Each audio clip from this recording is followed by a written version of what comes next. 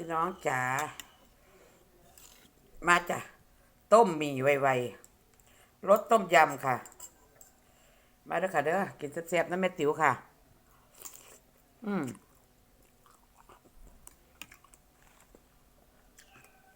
ผักกาดหอมมาเป็นสวนค่ะคุยกับปีค่ะ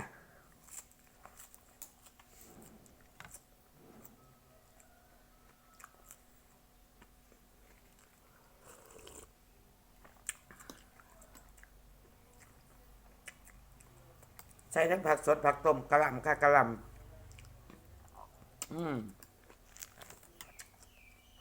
พริกกีค่ะพริกกีอืม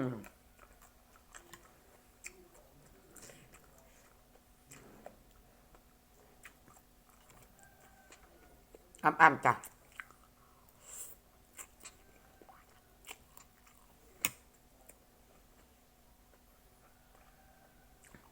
อร่อย